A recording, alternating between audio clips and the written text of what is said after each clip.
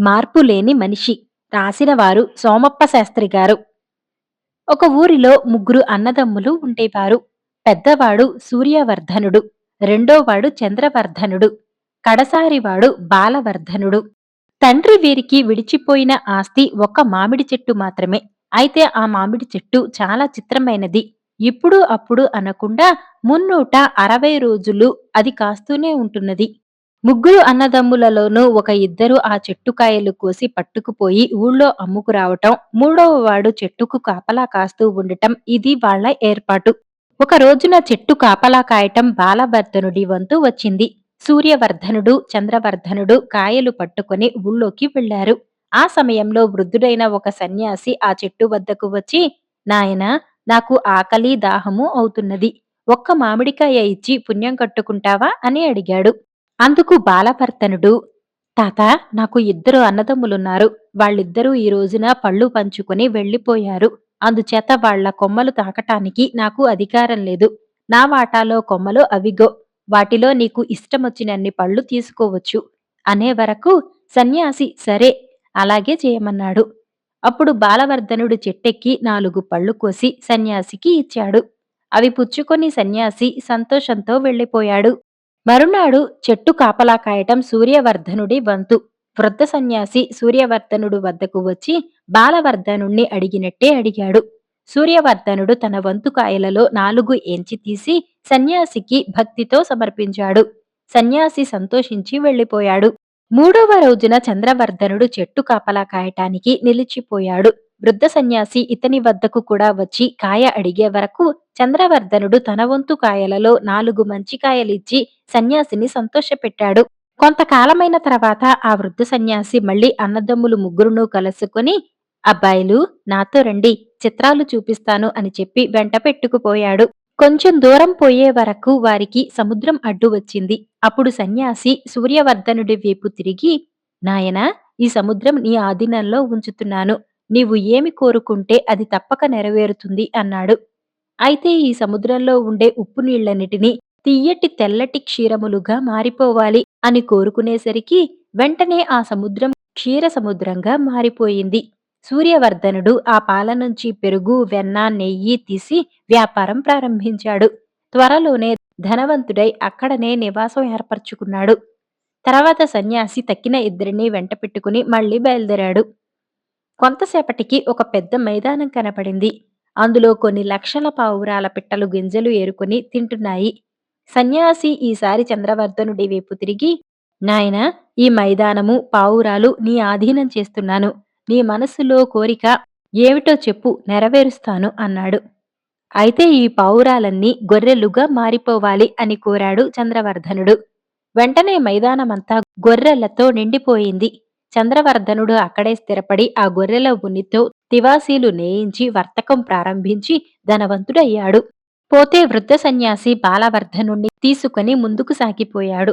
పోగా పోగా ఒక చిన్న ఆలయము, అందులో దేవి విగ్రహము కనబడినాయి. అక్కడ ఆగి వృద్ధ సన్యాసి బాలవర్ధనుడితో, అబ్బాయి, ఈ గుడిలో ఉండే దేవిని తలచుకుని నువ్వు ఏం కోరుకుంటే అది నెరవేరుతుంది అని అనేసరికి బాలవర్ధనుడు, అయితే స్వామి, దాపరికమెందుకు? నాకు ఒక్కటే కోరిక ఉన్నది. ఈ ఊరి పట్టపురాజు కూతురును పెళ్లాడాలి అన్నాడు. బాలవర్ధనుడి కోరికకు సన్యాసి చిరునవ్వు నవ్వుకొని, భలే గట్టివాడివోయ్ నాయనా అని ప్రేమతో వీపు తట్టి అతనిని తన వెంట రాజుగారి కోటకు తీసుకుపోయాడు. వృద్ధ సన్యాసి బాలవర్ధనుడు కలిసి వెళ్లేసరికి అక్కడ ఇద్దరు రాజకుమారులు తయారుగా కూర్చొని ఉన్నారు. ఇప్పుడు రాజకుమారి కోసం వచ్చిన బాలవర్ధనుడు మూడవ వాడన్నమాట. రాజకుమార్తెను పెళ్లాడటానికి ముగ్గురు యువకులు పోటీగా కూర్చునేసరికి రాజుకి ఆలోచన పాలుపోలేదు. ఆయన వృద్ధ సన్యాసికి నమస్కరించి, మహానుభావ, మీరు సర్వజ్ఞులు, మా క్షేమం కోరినవారు, కనుక వివాహ విషయంలో మీకు తోచినట్టు నిశ్చయించండి అన్నారు. అప్పుడు వృద్ధ సన్యాసి 3 గులాబీ మొక్కలు తెప్పించి ముగ్గురు యువకుల పేర్లు వాటిపైన రాయించి, రాజకుమారిని స్వయంగా అందరి ఎదుట నాటమనండి. అందులో ఏ మొక్క రేపు ఉదయానికల్లా పూస్తుందో ఆ యువకుణ్ణి ఆమె వరించినట్టే నిశ్చయం అని చెప్పాడు. అందరూ ఈ ఏర్పాటు బాగుందన్నారు. అందరి ఎదుట రాజకుమారి 3 మొక్కలు నాటింది. సన్యాసి మహిమ వల్ల బాలవర్ధనుడి పేరు రాసిన మొక్క మాత్రం మరునాటి కల్లా చక్కటి పువ్వు పూసింది. తక్కిన 2 మొక్కలు నాటినవి నాటినట్టే ఉన్నాయి. కనుక రాజకుమారికి, బాలవర్ధనుడికి అతి వైభవంగా వివాహం జరిగింది. ఆ దేశాచారం ప్రకారం అడవిలో ఒక కుటీరం నిర్మించుకొని నూతన దంపతులు 5 ఏళ్ల పాటు అందులో కాలక్షేపం చేయాలి. ఆ ప్రకారమే ఇప్పుడు బాలవర్ధనుడు, రాజకుమారి నివసిస్తూ ఉన్నారు. ఇలా ఉండగా ఒకనాడు ధనవంతుడైన సూర్యవర్ధనుడి వద్దకు సన్యాసి బిచ్చగాని రూపంలో వెళ్లి, చాలా దాహంగా ఉన్నది. మీకు దేవుడు కోకొల్లలుగా పాడి అనుగ్రహించాడు కదా! కొంచెం మజ్జిగ తేట ఇప్పించి పుణ్యం కట్టుకోండి అని ప్రార్థించాడు. దానికి సూర్యవర్ధనుడు, పోవోయి పక్షి, మజ్జిగలు ధర్మంగా పోయటానికి ఇదేమీ చలివేంద్రం కాదు. వర్తకానికి, ధర్మానికి చాలా దూరముంది. వెళ్ళు వెళ్ళు అంటూ కసిరి కొట్టాడు. అప్పుడు సన్యాసికి కోపం వచ్చి, అప్పుడే నీకింత కళ్ళు నెత్తిమీదికి వచ్చాయా? నిన్ను నువ్వు తెలుసుకునేటట్టు చేస్తానుండు అని చెప్పి సముద్రం పైన మంత్రజలం చెల్లేసరికి చూస్తూ ఉండగానే తెల్లటి క్షీర సముద్రం మారిపోయి అందులో మళ్ళీ మామూలుగా ఉప్పు నీళ్లు సిద్ధమయ్యాయి. సూర్యవర్ధనుడితో సన్యాసి, మేలు మరచిన కృతజ్ఞుడా, నీవు ఎప్పటిలాగా మామిడి చెట్టు వద్దకు పోయి కాపలా కాసుకుంటూ ఉండుపో అని చెప్పి అదృశ్యమయ్యాడు. ఇక రెండోవాడు ఎలా మారిపోయాడో కనిపెట్టాలని సన్యాసి మారువేషంతో చంద్రవర్ధనుడి వద్దకు పోయి, నాయనా, చలితో వణికిపోతున్నాను. ముసలివాడిని. మీకు దేవుడు ఇన్ని గొర్రెలను ఇచ్చాడు కదా! మీకు పనికిరానిది ఒక చింకి కంబళి ముక్క నాకు పారవేయండి. మీ పేరు చెప్పుకొని కప్పుకుంటాను అని కోరేసరికి చంద్రవర్ధనుడు, సరిసరి, మేము నేసిన కంబళిలు 4 నీలాంటి సన్యాసులకి పంచిపెట్టి వేస్తే మేము ఎక్కడికి పోవాలి? మా వర్తకం ఏం కావాలి? వెళ్ళు వెళ్ళు అంటూ కసిరి కొట్టాడు. ఓహో! నీ పని ఎంతవరకు వచ్చిందా? నీవు ఎక్కడికి పోవాలో చెబుతానుండు అంటూ మంత్రజలం తీసి అభిషేకించేసరికి అతని కళ్ళ ముందరనే గొర్రెలన్నీ పావురాలుగా మారిపోయాయి. గాలిలోకి ఎగరటం ప్రారంభించాయి. సన్యాసి అతని వైపు తిరిగి, పిచ్చి నాయనా, ఇక ఇంతటి నుంచి నీవు మామూలుగా నీ మామిడి చెట్టు వద్దకు పోయి కాపలా కాసుకుంటూ ఉండు అని చెప్పి అంతర్ధానమయ్యాడు. అన్నలు ఇద్దరి సంగతి ఈ విధంగా పరీక్షించిన తర్వాత చిన్నవాడైన బాలవర్ధనుడిలో కూడా ఏదైనా మార్పు వచ్చిందేమో తెలుసుకోవాలని సన్యాసికి బుద్ధి పుట్టి అడవిలో అతను నివసించే కుటీరానికి వెళ్ళాడు. సన్యాసి ఒక ముష్టివాని వేషంతో సరిగా భోజనాల వేళకు కుటీరంలో తయారై ఆకలిగా ఉన్నదన్నాడు. ఇక భోజనం చేద్దామని సిద్ధంగా ఉన్న దంపతులు ఇద్దరూ ఆ ముష్టివానిని ఎంతో ఆనందంతో లోపలికి తీసుకుపోయి తమ కోసం తయారు చేసుకున్న అడవి తేనె, ఫలాలు, వెదురు బియ్యపు అన్నము మొదలైన పదార్థాలు అతనికి వడ్డించి కడుపు నిండగా భోజనం పెట్టారు. అబ్బాయి, మేము చూడబోతే 5 ఏళ్ల అరణ్యవాస దీక్షలో ఉన్నాము. కనుక ఎంతకంటే ఎక్కువగా ఆదరించలేకపోయాము అని సానుభూతి తెలిపారు. వారు భక్తితో వడ్డించిన భక్ష్యాలు ఆనందంతో ఆరగించి సాధువు చిరునవ్వు నవ్వాడు. నాయనా, మామిడి చెట్టు కాపలా కాసేటి నీ మంచితనము, మార్పు లేకుండా ఇప్పటికీ నీలో అలాగనే ఉన్నందుకు సంతోషించాను. నీవు మంచివాడువు కనుకనే నీకు తగిన భార్య దొరికింది. దేశాచారం ప్రకారం మీరు ఇంకా దీక్షలో ఉండవలసినప్పటికీ అరణ్యవాసమే చేస్తున్నామే అనే బాధ మీకు ఎంతటి నుంచి కలగబోదు. మీరు ఎక్కడ ఉంటే అక్కడే రాజభోగంగా ఉంటుందని చెప్పి ఆ కుటీరం పైన మంత్రచలం చెల్లాడు. తక్షణమే ఆ కుటీరం ఒక రాజభవనంగా మారిపోయింది. అందులో రాజుగారి కోటలో ఉన్నట్టే అన్ని హంగులు అమరి ఉన్నాయి. బాలవర్ధనుడు, భార్య మారువేషంలో ఉన్న సాధువును గుర్తించి సాష్టాంగపడ్డారు. సాధువు వారిని దీవిస్తూ అంతర్ధానమయ్యాడు వారికి తెలియకుండానే. అంతటి నుంచి బాలవర్ధనుడు, రాణి హాయిగా ఉన్నారు. దొంగ సన్యాసి రాసిన వారు బి వేణుగోపాల్ గారు. అనగనగా ఒక దేశాన్ని ఒక రాజు రాణి పరిపాలిస్తూ ఉండేవారు. వాళ్లకు సంతానం కలగలేదు. వారసులు లేకుండానే చనిపోవలసి వస్తుందేమోనని వాళ్ళు చాలా దిగులు పడ్డారు. వాళ్ళు మొక్కని దైవం, చేయని పూజ లేదు. ఇక యజ్ఞాలకి, యాగాలకి, భైరాగి చిట్కాలకు అంతే లేదు. ఇన్ని చేసినా పాపం వారికి సంతానం కలగలేదు. ఆ రాజు తన ఇతర సిబ్బందితో పాటు ఒక ఆడగుర్రాన్ని, ఒక ఆడకుక్కను కూడా పెంచుతున్నాడు. ఆ రెండిటి యందు రాజుకు, రాణికి మిక్కిలి ప్రేమ. అదేం చిత్రమో కాని ఆ రెండిటికి కూడా ఎంతకాలానికి సంతానం కలగలేదు. రాజుకి, రాణికి తమ సంగతి, వాటి సంగతి చూసేసరికి చాలా దుఃఖం వచ్చింది. చివరికి ఒక రోజున రాజు తన రాజ్యంలోనూ, ఆ చుట్టుపక్కల ఉన్న రాజ్యాలలోనూ ఇలా చాటింపు వేయించాడు. తనకి, తను పెంచుతున్న గుర్రానికి, కుక్కకి సంతానం కలిగే ఉపాయం చెప్పిన వారికి గొప్ప బహుమతి ఇస్తాను అని. ఈ చాటింపు విని ఒక భూత వైద్యులేనా, మంత్రగాళ్లేనా, భైరాగులేనా ఎంతమంది వచ్చారు. ఒకరు రక్షరేకు కట్టిపోయారు. మరొకరు ఏదో భస్మం మంత్రించి ఇచ్చారు. ఇంకొకరు ఏవో మంత్రాలు పట్టించమన్నారు. మరొకరు ఏవో యజ్ఞాలు, యాగాలు చేయమన్నారు. ఇలా రకరకాలుగా ఎవరికి తోచినట్లు వాళ్ళు చేసిపోయారు. రాజు ఆశతో అన్నీ చేసి చూశాడు. కాని ఏమీ ఫలితం కనిపించకపోయేసరికి చాలా నిరాశ చెందాడు. ఇది జరిగిన వారం రోజులకి రాజుగారిని చూడటానికి ఒక సన్యాసి వచ్చి సంతానం కలగటానికి తను ఒక ఉపాయం చెబుతానన్నాడు. రాజుకు అప్పటికే సన్యాసులంటే కొంచెం కూడా నమ్మకం లేకుండా పోయింది. కాని ఏ పుట్టలో ఏ పాముందో అనే ఆశ చొప్పున సన్యాసిని లోపలికి ప్రవేశపెట్టమన్నారు. సన్యాసి రాజు ఎదుటకు వచ్చి, రాజా, నేను మీకు 9 మాత్రలు ఇస్తాను. ఒక్కొక్కరికి 3 మాత్రల చొప్పున రాణికి, గుర్రానికి, కుక్కకి వేయించండి. 3 నెలలు పూర్తయ్యేసరికి రాణి ఒక చక్కటి మగపిల్లవాడిని కంటుంది. గుర్రానికి ఒక ఆడపిల్ల పుడుతుంది. కుక్కకి ఒక పిల్ల పుడుతుంది. ఆ రోజు మొదలు మళ్ళీ ఒక నెల పూర్తి కాగానే అలాగే ముగ్గురికి సంతానం కలుగుతుంది. ఇంకొక నెల పూర్తయ్యేసరికి మళ్ళీ అదే విధంగా ముగ్గురికి సంతానం కలుగుతుంది. మొత్తం మీద ఈ మాత్రలు వేసుకున్న రోజు మొదలు 5 నెలలు పూర్తయ్యేసరికి మీకు ముగ్గురు కుమారులు కలుగుతారు. గుర్రానికి 3 పిల్లలు పుడతాయి. కుక్కకి 3 పిల్లలు పుడతాయి. ఇలా కలిగిన మీ అందరి సంతానం 3 ఏళ్లు పూర్తయ్యేసరికి పెద్దవారవుతారు. కాని అని ఇంకేమో చెప్పబోయాడు. ఇంతవరకు సన్యాసి చెబుతున్న సంగతులు అరటిపండు వలచి చేతిలో పెట్టినట్లుగా ఉండటం చేత రాజు ఆశతో నోరు తెరుచుకొని వింటున్నాడు. సన్యాసి కాని అనేసరికి రాజు ఒక్కసారిగా కంగారుపడి, కాని ఏమిటి అని అడ్డు తగిలాడు. మరేమీ లేదు. పైన చెప్పిన ప్రకారం ఒక్కొక్కరికి ముగ్గురు చొప్పున సంతానం కలుగుతుంది కదా! నేను మళ్ళీ 3 ఏళ్లు పూర్తి కాగానే మీ దర్శనానికి వస్తాను. అప్పుడు మీ కుమారులలో ఒకరిని, గుర్రపిల్లల్లో ఒకదాన్ని, కుక్క పిల్లల్లో ఒకదాన్ని నాకు ఇవ్వాలి. ఏ కుమారుణ్ణి, ఏ గుర్రపిల్లని, ఏ కుక్క పిల్లని ఇచ్చినా నాకిష్టమే. ఇందుకు మీరొప్పుకుంటే నేను మీకు మాత్రలు ఇవ్వగలను అన్నాడు సన్యాసి. ఇంతే కదా! నీ చలువ వల్ల సంతానం కలగాలే కాని నీకివ్వటానికి మాకేమీ అభ్యంతరం ఉంటుంది? అదీ కాక ఒక్కొక్కరనే కదా నీవు అడిగింది. ఆ ఒకరూ కూడా మా ఇష్టం వచ్చిన వాళ్ళనే ఇవ్వమంటివి. అందువల్ల నీ కోరిక ప్రకారం 3 ఏళ్ల తర్వాత వచ్చి ముగ్గురిని తీసుకోపోవచ్చు అన్నాడు రాజు. సన్యాసి 9 మాత్రలు రాజుకిచ్చి పోయాడు.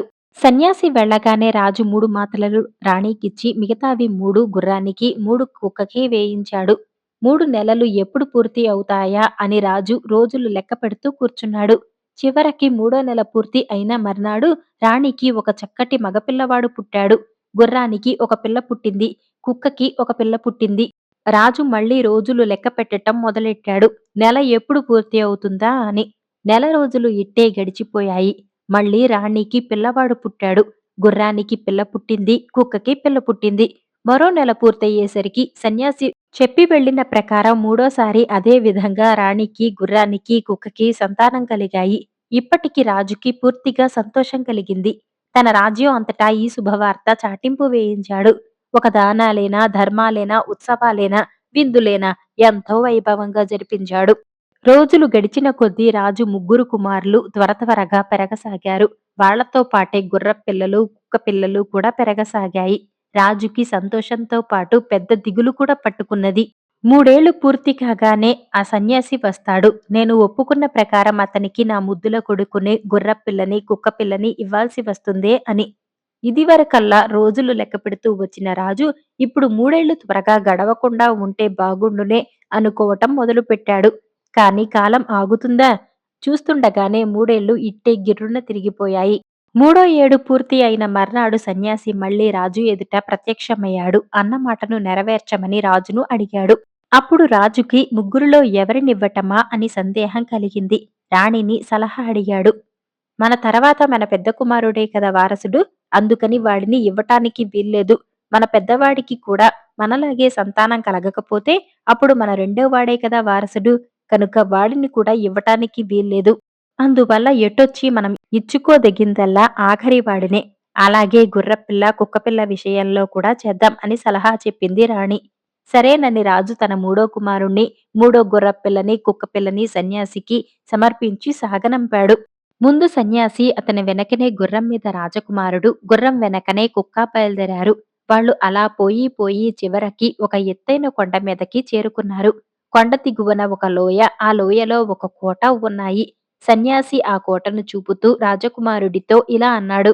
ఆ కనిపించేదే నా ఇల్లు. నేను నిన్ను ఇప్పుడు ఈ కొండ మీదనే వదిలివెడతాను. నువ్వు నా ఇంటికి చేరుకోవాలి. నా ఇంటి బయట వాకిలి దగ్గర ఒక మేక కట్టివేసి ఉంటుంది. ఆ దగ్గరలోనే ఒక గడ్డి మోపు ఉంటుంది. నువ్వు ఆ గడ్డి మోపును మేక ముందు వేయాలి. ఇది నీ మొదటి పని. ఈ పని చేసి కానీ నువ్వు ఇంటి ఆవరణలో అడుగుపెట్టకూడదు. ఈ పని చేసి నువ్వు ఇంటి ఆవరణలోకి వెడితే అక్కడ నీకు కొన్ని కోళ్లు కనిపిస్తాయి. ఆ దగ్గరలోనే కొంత ధాన్యం ఉంటుంది. నువ్వు ఆ ధాన్యం కోళ్ల ముందు చల్లాలి. ఇది రెండో పని. ఈ 2 పనులు చేసి నేను తిరిగి వచ్చే వరకు నా ఇంట్లో ప్రవేశించకుండా బయటి ఆవరణలోనే కనిపెట్టుకొని ఉండాలి. అలా కాకుండా ఇంట్లో ప్రవేశించబోయావంటే నువ్వు, నీ గుర్రం, నీ కుక్క ముగ్గురు ఒక్కసారిగా చస్తారు అని చెప్పి సన్యాసి కొండ దిగి త్వరగా వెళ్ళిపోయాడు. పాపం రాజకుమారుడికి ఏం చెయ్యాలో తోచలేదు. ఏ దారిన పోతే సన్యాసి ఇంటికి చేరుకోగలడో తెలియలేదు. కాని దేవుడి మీద భారం వేసి బయలుదేరాడు. దారిలో ఎన్నో గుట్టలు, మిట్టలు, వాగులు దాటవలసి వచ్చింది. చాలా కష్టాలు పడి అన్నీ దాటాడు. అలాగే మరికొంత దూరం వచ్చేసరికి రాజకుమారుడి దారికి ఒక వెడల్పాటి కాలువ అడ్డు వచ్చింది. కాలవకి అవతల వైపు కొంత దూరంలో కోట కనిపించింది. కోట కనిపించేసరికి రాజకుమారుడికి మనసు స్థిమితపడింది. కానీ కాలువ దాటటం ఎట్లా? కొంతసేపు ఆలోచించాక రాజకుమారుడికి ఒక ఉపాయం తట్టింది. తను గుర్రం మీద ఎక్కాడు. కుక్కని ఒళ్ళో కూర్చోపెట్టుకుని గుర్రాన్ని అదిలించాడు. గుర్రం వాయువేగంతో కాలువ అవతలి ఒడ్డుకు దూకింది. కాసేపు విశ్రాంతి తీసుకుని రాజకుమారుడు కోట వాకిలి దగ్గరకు పోయాడు. సన్యాసి చెప్పినట్లుగానే కోట గుమ్మం దగ్గర ఒక మేక, ఆ దగ్గరలోనే ఒక గడ్డి మోపు కనిపించాయి. రాజకుమారుడు గడ్డి మోపు మేక ముందు పడేశాడు. మోపు కింద పడటంతోనే అది 3 తోడేళ్లుగా మారింది. రాజకుమారుడి వెంట ఉన్న వేటకుక్క ఒక్కసారి ఆ తోడేళ్ల మీదకి దూకింది. 3 తోడేళ్లు అమాంతం మేక మీద పడి దాన్ని నోట కరచుకొని వెనక్కి తిరిగి చూడకుండా కొండవైపుకు పరిగెత్తిపోయాయి. తర్వాత రాజకుమారుడు ఇంటి ఆవరణలోకి ప్రవేశించాడు. సన్యాసి చెప్పినట్లుగానే అక్కడ 3 కోళ్లు, ఆ దగ్గర్లోనే ధాన్యం కనిపించాయి. రాజకుమారుడు ధాన్యం కోళ్ల ముందు చల్లాడు. ధాన్యం నేల మీద పడటంతోటే 3 పిల్లులుగా మారింది. కుక్క మళ్లీ వాటి మీదకి దూకింది. 3 పిల్లులు చేరి కోళ్లని నోటకరచుకొని కొండవైపుకు పరిగెత్తిపోయాయి. పై 2 వింతలు చూసేసరికి రాజకుమారుడికి కోటలో ప్రవేశిస్తే ఏం వింత జరుగుతుందో కూడా తెలుసుకోవాలని కుతూహలం కలిగింది. కాని ముగ్గురూ ఒక్కసారి చస్తారు అని సన్యాసి భయపెట్టటం వల్ల రాజకుమారుడికి కోటలో ప్రవేశించటానికి మొదట ధైర్యం చాలలేదు.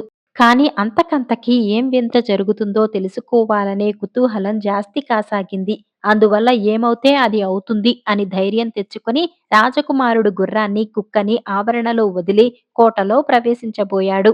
రాజకుమారుడు కోట తలుపు తోసి లోపలికి ప్రవేశించాడు. అది ఒక పెద్ద విశాలమైన మహలు. అంతా చీకటి గబ్బగయ్యంగా ఉన్నది. కన్ను పొడుచుకున్నా దారి ఏమాత్రం కనిపించలేదు. అయినా రాజకుమారుడు తడువుకుంటూ ధైర్యంగా నడక సాగించాడు. అలా పోగా పోగా చివరికి అతనికి ఒక గది కనిపించింది. గది తలుపులు వేసి ఉన్నాయి. కానీ తాళం వేసే బెజ్జంలోంచి సన్నని కాంతి బయటకు వస్తుంది. ఆ కాంతి వల్ల దారి ఇప్పుడు కొంచెం తెలుస్తూ ఉంది. రాజకుమారుడు ఎకాఎకి గది తలుపు తోసుకుని లోపలికి ప్రవేశించాడు. గదిలో ఒక హంసతుళిక తల్పం ఉంది. దానిమీద ఒక అప్సరసలాటి కన్య నిద్రపోతూ ఉంది. రాజకుమారుడు ఆమెను లేపుదామని కాలితో నేలమీద తన్ని చప్పుడు చేశాడు. కాని ఆమె లేవలేదు. రాజకుమారుడు దగ్గరకు పోయి మీద చెయ్యి వేసి లేపాడు. కాని ఆమె లేవలేదు. మరోసారి గట్టిగా తట్టి చూశాడు. అప్పటికీ ఆమె లేవలేదు. ఇంతలో రాజకుమారుడి దృష్టి ఆ కన్య చెవిలో ఉన్న ఒక తెల్ల గులాబీ పువ్వు మీద పడింది. రాజకుమారుడు ఆ పువ్వును తీశాడు. పువ్వు తీసి వేయగానే ఆ కన్య ఒక్కసారిగా లేచి కూర్చున్నది. రాజకుమారుడు ఆమె ఒక్క నిమిషం ఒకరినొకరు ఆశ్చర్యంగా చూసుకున్నారు. తర్వాత ఆమె రాజకుమారుణ్ణి అడిగి అతనక్కడికి ఎలా వచ్చింది, ఏం జరిగింది అంతా తెలుసుకున్నది. తర్వాత రాజకుమారుడు ఆమెని తన సంగతి చెప్పమని కోరాడు. అప్పుడు ఆమె ఇలా చెప్పటం మొదలుపెట్టింది. నిన్ను ఇక్కడికి తీసుకువచ్చిన సన్యాసి నిజానికి సన్యాసి కాడు. అతడొక మాయలమారి రాక్షసుడు. అతను మనుష్యుల గుండెకాయలను తిని జీవిస్తాడు. ఏ మనిషిని పడితే ఆ మనిషిని చంపలేడు. అతను చెప్పిన పని ఎవరైతే చెయ్యము అని అంటారో వాళ్ళనే అతను చంపగలడు. అతను చెప్పే పనులు చాలా భయంకరంగానూ, కష్టంగానూ ఉంటాయి కనుక ఎవ్వరూ చెయ్యమంటారు. అట్లా అన్నవారిని చంపి వాళ్ళ గుండెకాయ తింటాడు. ఒకవేళ ఎవరైనా అతను చెప్పిన పని చేయగలిగారంటే వాళ్లకు ఇంకో పని, అది చేస్తే ఇంకో పని, ఇలా ఒకదానికంటే ఒకటి కఠినంగా ఉండే పనులు చెబుతాడు. ఇన్ని పనులలో ఏదో ఒక పని అయినా ఆ వచ్చిన వాళ్ళు మేము చెయ్యము అనేటంత భయంకరంగా ఉంటుంది. వాళ్ళు అలా అనగానే అతనికి వాళ్ళని చంపగల శక్తి వస్తుంది. ఇప్పటికి చాలా మంది దురదృష్టవంతులు ఇతని చేతిలో చనిపోయారు. నేను కూడా ఒక గొప్ప రాచబిడ్డనే. నీ మాదిరిగానే నన్ను కూడా ఈ రాక్షసుడు నా తల్లిదండ్రుల దగ్గర నుంచి తెచ్చాడు. కానీ నా అదృష్టవశాత్తు అతనికి నా మీద ప్రేమ కలిగింది. అందుచేత అందర్నీ చంపినట్లు నన్ను చంపలేదు. అతను బయటికి వెళ్ళేటప్పుడు ఈ తెల్ల గులాబీ నా చెవిలో పెడతాడు. అది కూడా ఒక మాయ పువ్వే. అది నా చెవిలో పెట్టగానే నేను ఒళ్ళు తెలియకుండా ఇలా పడుకుండిపోతాను. అతను మళ్ళీ తిరిగి వచ్చి పువ్వు తీసే వరకు ఇలాగే పడుకుంటాను. ఇంక కాసేపట్లో అతను తిరిగి వస్తాడు. అతను వచ్చేసరికి నువ్వు పువ్వును నా చెవిలో పెట్టి నీవు వెళ్ళి మళ్ళీ బయట ఆవరణలో కూర్చొని ఉండాలి. ఇక పో అని చెప్పింది. రాజకుమార్తె చెప్పిందంతా వినేసరికి రాజకుమారుడికి చాలా ఆశ్చర్యం వేసింది. అలాగే పోతాను. కానీ ఈసారి అతను ఏ పని చెబుతాడో నీకు తెలుసా? అని అడిగాడు. తెలుసును. ఈసారి అతను నిన్నొక చీకటి గదిలోకి తీసుకుపోతాడు. ఆ గదిలో ఒక పెద్ద గొయ్యి ఉంటుంది. నిన్ను ఆ గోతి చుట్టూ 3 సార్లు ప్రదక్షిణ చేయమంటాడు. నేను చెయ్యను అని నీవు అంటే అతనికి నిన్ను చంపే శక్తి వస్తుంది కదా! అందుకని నువ్వు అలాగే ప్రదక్షిణం చేస్తావు. చీకట్లో అతను నీ వెనకనే వచ్చి నిన్ను గోతిలోకి తోస్తాడు. తిండి తిప్పలు లేక గోతిలో వాడివి గోతిలోనే చస్తావు. అప్పుడు నీ గుండెకాయను తింటాడు అని చెప్పింది రాజకుమార్తె. అలాగైతే ఈ అపాయం నుంచి తప్పించుకునే మార్గం ఏవైనా నాకు చెప్పగలవా? అని అడిగాడు రాజకుమారుడు. అప్పుడు రాజకుమార్తె ఇలా చెప్పింది. అతను నిన్ను గదిలోకి తీసుకువెళ్లి గోతి చుట్టూ తిరగమంటాడు. అప్పుడు నువ్వు ఈ చోటు నాకు కొత్త. పైగా ఈ చీకట్లో నేను గోతి చుట్టూ ఎలా తిరగగలను? కానీ నువ్వు ముందు దారి చూపుతుంటే నీ వెనకడితేనే నేను వస్తూ అలాగే 3 సార్లు ప్రదక్షిణ చేస్తాను అని చెప్పు. అతను చేసేది లేక అలాగే ముందు నడుస్తుంటాడు. అప్పుడు నువ్వు నీ కత్తితో సమయం చూసి అతన్ని పొడువు. ఒకవేళ అలా చెయ్యలేకపోయినా ఇవాల్టికి నీ గండం గడుస్తుంది. రేపు ఏం పని ఇస్తాడో ఈ రాత్రి నేను అతన్ని అడిగి తెలుసుకుంటాను. రేపు మళ్ళీ నా దగ్గరకు వచ్చి ఆ సంగతి తెలుసుకో. ఇప్పుడతను వచ్చే వేళ అయింది. పువ్వు నా చెవిలో పెట్టి వెళ్ళిపో అన్నది రాజకుమార్తె. రాజకుమారుడు అలాగే గులాబీ పువ్వును తిరిగి రాజకుమార్తె చెవిలో పెట్టాడు. ఆమె వెంటనే స్పృహ తప్పి అదివరకులాగే పడుకుండిపోయింది. రాజకుమారుడు బయటకు వచ్చి ఆవరణలో కూర్చున్నాడు. మరి కాసేపటికి రాక్షసుడు తిరిగి వచ్చాడు. ఈ మారతను అదివరకులాగా సన్యాసి వేషంలో రాలేదు. అతని అసలు రాక్షస రూపంతో వచ్చాడు. రాజకుమారుడు ఇంకా బ్రతికే ఉండటం చూసేసరికి అతనికి ఆశ్చర్యం వేసింది. కానీ ఆ ఆశ్చర్యాన్ని బయటకు కనపరచకుండా రాజకుమారుణ్ణి తన వెంట ఒక చీకటి గదిలోకి తీసుకుపోయాడు. రాజకుమార్తె చెప్పినట్లుగానే రాక్షసుడు రాజకుమారుణ్ణి గోతి చుట్టూ ప్రదక్షిణం చేయమన్నాడు. అలాగే ప్రదక్షిణం చేస్తాను. కానీ ఈ చోటు నాకు అసలే కొత్త. అందులోనూ ఇక్కడ అంతా చీకటి గబ్బగయ్యంగా ఉంది. దారి నాకు కొంచెం కూడా తెలియటం లేదు. అందుకని నువ్వు ముందు దారి చూపుతూ నడువు. నీ వెనుకనే నేను నడుస్తాను అన్నాడు రాజకుమారుడు. తన పాచిక పారనందుకు రాక్షసుడు మనసులో విచారించాడు. అయినా చేసేది లేక అలాగే ముందు దారి చూపుతూ నడిచాడు. రాజకుమారుడు అతని వెనకనే కత్తి సిద్ధంగా పుచ్చుకొని నడుస్తున్నాడు. కాని రాక్షసుడు చాలా తొందరగా తిరగటం వల్ల రాజకుమారుడు అతనిని అందుకోలేకపోయాడు. అందువల్ల తను అనుకున్నట్లు రాక్షసుణ్ణి పొడవలేకపోయాడు. ఎలాగైతేనేం ఆ రోజుకు గండం గడిచి బ్రతికి బయటపడ్డాడు. తర్వాత రాక్షసుడు రాజకుమారుణ్ణి అక్కడే వదిలేసి రాజకుమార్తె ఉన్న గదిలోకి వెళ్ళిపోయాడు. తెల్లవారే వరకు రాజకుమారుడు అక్కడే ఆ చీకట్లోనే ఉండిపోయాడు. తెల్లవారింది. రాక్షసుడు మళ్ళీ సన్యాసి వేషం వేసుకొని ఎక్కడికో వెళ్ళాడు. రాక్షసుడు వెళ్ళిపోగానే రాజకుమారుడు ఏకాఏకి రాజకుమార్తె దగ్గరకు వెళ్లి ఆమె చెవిలో పువ్వు తీశాడు. ఆమె లేచి కూర్చొని ఏం జరిగింది రాత్రి? అని అడిగింది. నీవు చెప్పినట్లే చేశాను. కాని అతను చాలా తొందరగా నడిచాడు. అందువల్ల నీ ఉపాయం ప్రకారం అతన్ని పొడవలేకపోయాను. ఎలాగైతేనేం నీ దయ వల్ల బ్రతికాను. ఈసారి ఏం పని చెబుతాడో కనుక్కున్నావా? అని అడిగాడు రాజకుమారుడు. అప్పుడు రాజకుమార్తె ఇలా చెప్పింది. సాయంత్రానికి అతను తిరిగి వస్తాడు. రాగానే నిన్ను ఒక పెద్ద హాలులోకి తీసుకుపోతాడు. ఆ హాల్లో ఒక సింహాసనం ఉంటుంది. అతను దానిమీద కూర్చొని నిన్ను తన పాదాల దగ్గర వంగి 3 సార్లు దండం పెట్టమంటాడు. నువ్వు అయ్యా! నేను గొప్ప వంశాన పుట్టిన సంగతి మీకు తెలిసినదే కదా! ఈ రోజు వరకు ఆ వంగి వంగి దన్నాలు పెట్టటమంటే ఏమిటో నేను ఎరుగను. మీరు కనుక అలా చేసి చూపెడితే తర్వాత నేను అలాగే చేస్తాను అని చెప్పు. అతను చేసేది లేక అలాగే 3 సార్లు వంగి దన్నం పెడతాడు. ఆ 3 సార్లలో మంచి సమయం చూసి నీ కత్తితో అతని తల నరికి వెయ్యి అని సలహా చెప్పింది రాజకుమార్తె. రాజకుమారుడు చాలా సంతోషించి పువ్వు ఆమె చెవిలో పెట్టి తను వెళ్లి మళ్ళీ చీకటి గదిలో కూర్చున్నాడు. సాయంత్రానికి రాక్షసుడు తిరిగి వచ్చాడు. రాజకుమారుణ్ణి తన వెంట ఒక పెద్ద హాలులోకి తీసుకువెళ్ళాడు. అక్కడ ఒక సింహాసనం ఉంది. దాంట్లో రాక్షసుడు కూర్చొని రాజకుమారుణ్ణి తన పాదాల దగ్గర వంగి 3 సార్లు దండం పెట్టమన్నాడు. రాజకుమార్తె చెప్పిన సలహా ప్రకారం రాజకుమారుడు రాక్షసుణ్ణి మొదట దన్నం పెట్టి చూపమన్నాడు. రాక్షసుడు సరేనని మొదటిసారి వంగాడు. రాజకుమారుడు కత్తి సిద్ధంగా ఉంచుకున్నాడు. రెండోసారి రాక్షసుడు వంగాడు. రాజకుమారుడు కత్తి రాక్షసుడి మెడపైకి ఎత్తి తయారుగా ఉంచుకున్నాడు. మూడోసారి రాక్షసుడు వంగటం, రాజకుమారుడి కత్తి రాక్షసుడి తలని, మొండాన్ని వేరువేరుగా ఖండించటం ఒక్కసారిగా జరిగాయి. ఈ పని పూర్తి కాగానే రాజకుమారుడు సంతోషంతో రాజకుమార్తె గదికి ఒక్క పరుగున వెళ్లి ఆమె చెవిలో పువ్వు తీసి లేపాడు. రాక్షసుణ్ణి చంపినందుకు రాజకుమార్తె రాజకుమారుణ్ణి చాలా మెచ్చుకున్నది. అప్పుడు రాజకుమారుడు అడిగాడు, ఇంతటితో మనకు వాడి పీడ వదిలినట్లేనా అని. అప్పుడే ఏమైంది? రాక్షసుణ్ణి నువ్వు చంపావన్న మాటే కాని అతని ప్రాణం వేరే ఇంకో చోట ఉండనే ఉన్నది. ఆ ప్రాణాన్ని కూడా చంపావంటే అప్పటికి రాక్షసుడు పూర్తిగా చచ్చినట్లు. లేకపోతే ఇంకో గంటలో అతను మళ్ళీ బ్రతుకుతాడు అని చెప్పింది రాజకుమార్తె. ఆ ప్రాణం ఎక్కడ ఉందో చెప్పరాదా?